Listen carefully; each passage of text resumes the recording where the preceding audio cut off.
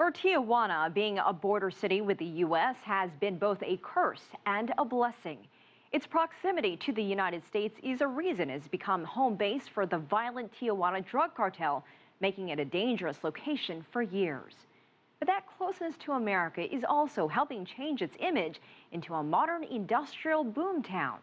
A staggering 600 companies from the United States and overseas have set up shop in Tijuana.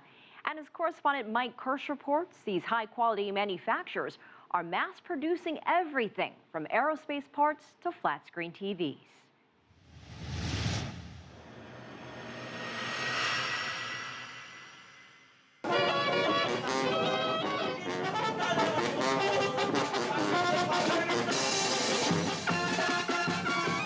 In the eyes of many world travelers, Tijuana, Mexico has long been seen as little more than a tourist trap across the U.S. border for cheap souvenirs and tequila, and for its prostitutes peddling their services on the back streets of Avenida Revolucion. Its negative image cemented further by memories of violent battles in the streets between drug gangs and police in the not-so-distant past. Particularly this shootout back in 2008 that saw kindergarten children caught in the crossfire, having to be rescued from harm's way by authorities. And today, here, visitors often see daily arrests of criminal suspects outside Tijuana's souvenir shops. One shop owner hoping tourists might focus on more positive attributes like Tijuana's favorite son, legendary rock musician Carlos Santana. Santana music is from Tijuana. Nice. Santana aside, what has gone virtually unnoticed here, beyond the tourist district, is Tijuana's extraordinary transformation in the last decade as a world-class manufacturing center.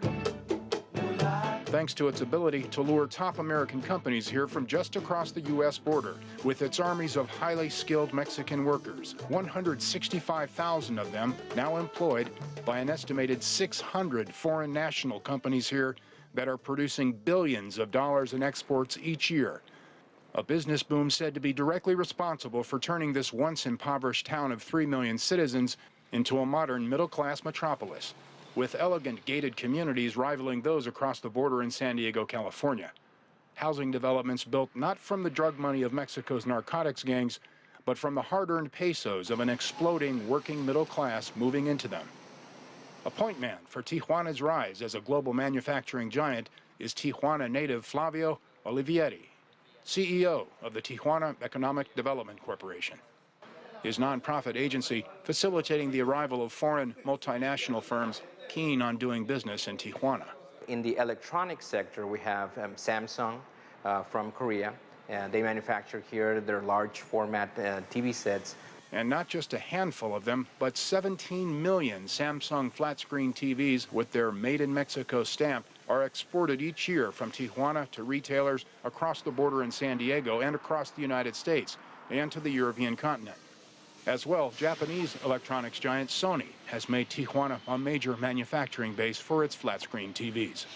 Toyota has a huge plant on the outskirts of Tijuana, producing the popular Tacoma pickup truck for export in the United States. U.S. aerospace giant Honeywell employs nearly 15,000 local workers manufacturing aerial defense systems for the U.S. military.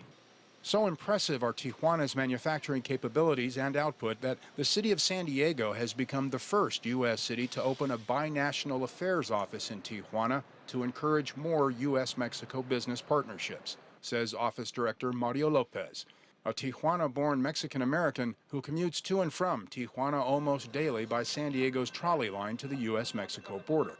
We think this as a mega region, the only way to really thrive is about, instead of competing and looking at each other as different terms, is actually in creating synergy between what's happening in one city and the other. That's the only way in the long term that we're going to be able to compete with other places in the world.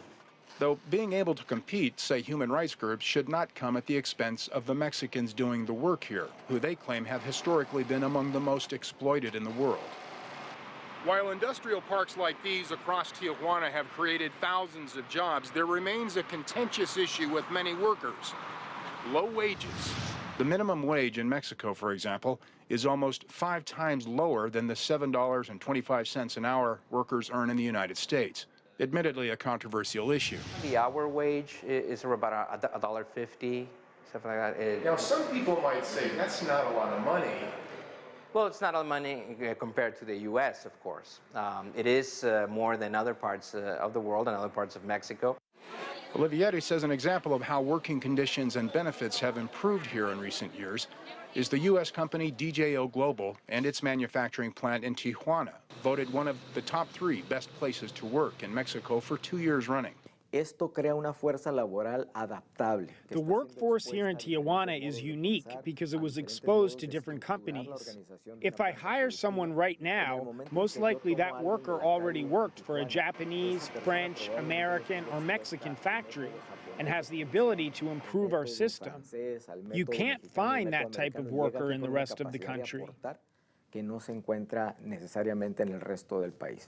Its 2,000 employees assembling orthopedic products here are offered everything from free college education, providing they stay with and move up in the company, to home loans, to free health care, to a weekly discount farmers market set up out front of the plant to save employees the time and expense of food shopping elsewhere each week. Mildred Herrera Martinez claims the company changed her life for the better 13 years ago when she started work here on the production line at the legal working age in Mexico of 14. Her hourly wage has risen from $1.50 to $5 an hour. Tengo mi casa, tengo mi carro. I have my house and a car, loans for those. I'm able to afford the daily expenses on the salary they pay me, and I'm inspired to earn more as I raise my child. Tijuana's business leaders say the city's manufacturing boom is slowly sending a message to its American neighbors to the north that Mexicans, when given the opportunity, are capable of and happy to find jobs in their own country, rather than crossing the border illegally for employment in the United States. You know, the perception of Mexico has been very negative, and it's been played very strongly by the media in downplaying the capabilities and the opportunity with Mexico. As for the issue of crime and security in Tijuana, Olivieri says drug war violence today is almost non-existent around the city. And while everyday crime still exists here, he says, it's no more than in any other major city around the world.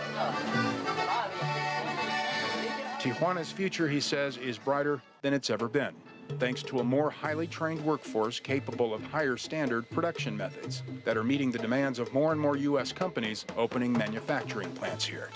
That has Mexicans these days feeling quite proud. I mean, I'm a Mexican. I grew up here in Tijuana, and I'm considered a binational, a bicultural professional. And there's many, many people like myself that we have this bicultural professional development. And you speak a little English, too. And I speak some English.